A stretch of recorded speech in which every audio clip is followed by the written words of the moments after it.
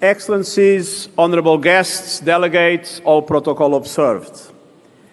Quiero agradecer a los gobiernos de Chile y de España por haber trabajado juntos en un espíritu de multilateralismo inclusivo para tornar esta COP25 posible y felicitarlos por la impecable organización conseguida en un tan corto espacio de tiempo. Felicitaciones y muchas gracias. Such solidarity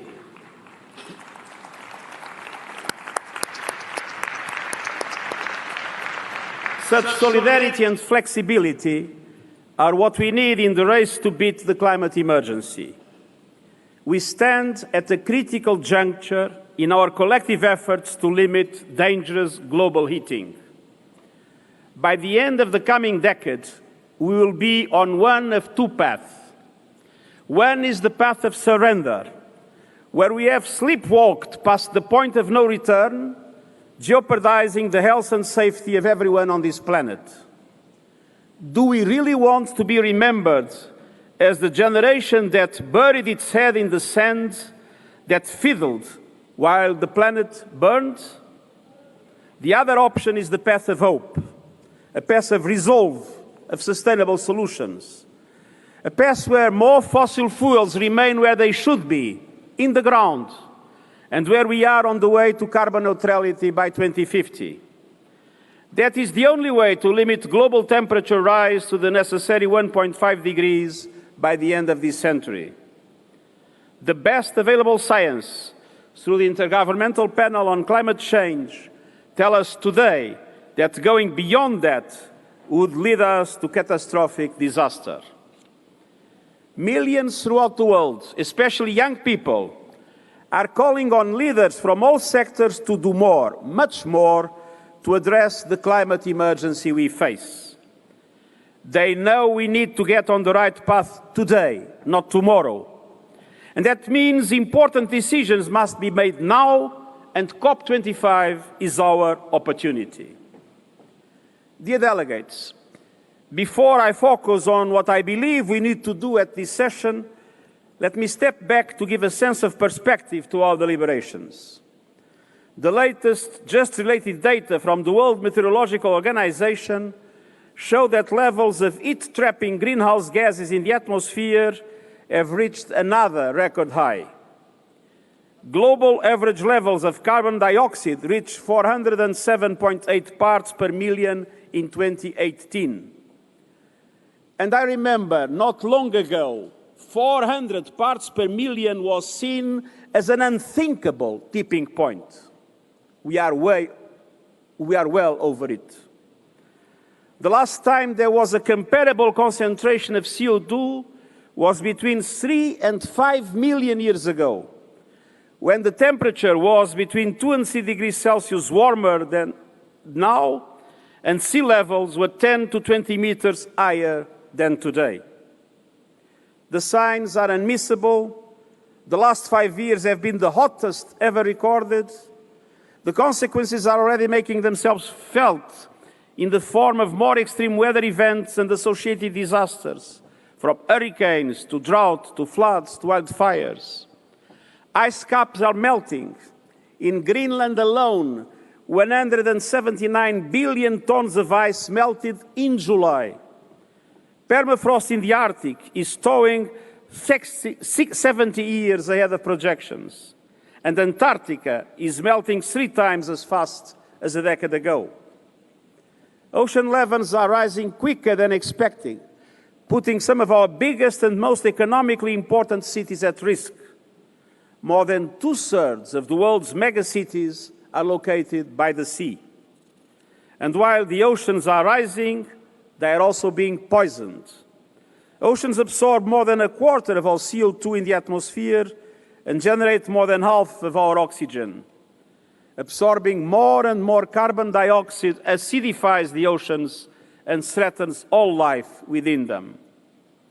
3 major reports from the Intergovernmental Panel on Climate Change, on land, on the oceans and cryosphere, and on the 1.5 degrees Celsius climate goal each confirm that we are knowingly destroying the very support systems keeping us alive. And indeed, we are. In several regions of the world, coal power plants continue to be planned and built in large numbers. Either we stop this addiction to coal, or all our efforts to tackle climate change will be doomed. And as the UN Environment Programme has just revealed, countries are planning to produce fossil fuels over the next decade at over double the level that is consistent with keeping temperature rise to 1.5 degrees Celsius. And the fossil fuel industry is not alone. From agriculture to transportation, from urban planning and construction to cement, steel and other carbon-intensive industries, we are far from a sustainable path. We see some incremental steps towards sustainable business models, but nowhere near the scope and scale required. What we need is not an incremental approach, but a transformational one. We need a rapid and deep change in the way we do business, how we generate power, how we build cities, how we move, and how we feed the world. If we don't urgently change our way of life, we jeopardize life itself. For the past year, I've been saying we need to make progress on carbon pricing, shift taxation from income to carbon, ensure no new coal plants are built after 2020, and then the allocation of taxpayers' money for perverse fossil fuel subsidies. We must also ensure that the transition to a green economy is a just transition, one that recognizes the need to care for the future of negatively impacted workers in terms of new jobs, lifelong education, and social safety nets. If we want change, we must be that change. Choosing the path of hope is not the job of one person, one industry, or one government alone. We are all in this together. And the roadmap established by the scientific community is clear: to limit global temperature rise to the necessary 1.5 degrees by the end of this century, we must reduce emissions by 45% from 2010 levels by 2030, and we must achieve climate neutrality by 2050. 10 years ago, if countries had acted on the science available, they would have needed to reduce emissions by 3.3% each year. We didn't. And today we need to reduce emissions by 7.6% each year to reach our goals. So it is imperative that governments not only honor their national contributions under the Paris Agreement, they need to substantially increase their ambitions. And even if the Paris commitments are fully met, it would not be enough. But unfortunately, many countries are not even doing that, and results are there to be seen. According to the latest emissions gap report from the UN Environmental Programme, greenhouse gas emissions have risen 1.5% a year over the last decade. At current trends, we are looking at global heating of between 3.5 and 3.9 degrees Celsius by the end of the century. The impact on all life on the planet, including ours, would be catastrophic. The only solution is rapid, ambitious, transformative action by all, governments, regions, cities, businesses, and civil society, all working together towards a common goal. And that was the purpose of the Climate Action Summit I convened in September. And in many ways it was encouraging. Small island nations and least developed countries, major cities and regional economies all came with initiatives, as did a sizable representation from the private and financial sectors. Some 70 countries announced their intention to submit enhanced national contributions in 2020, with 65 countries and major subnational economies committing to work for net zero emissions by 2050. And I'm pleased to see governments and investors backing away from fossil fuels. A recent example is the European Investment Bank, which has announced it will stop funding fossil fuel projects by the end of 2021. But we are still waiting for transformative movement from most G20 countries, which represent more than 3/4 of global emissions.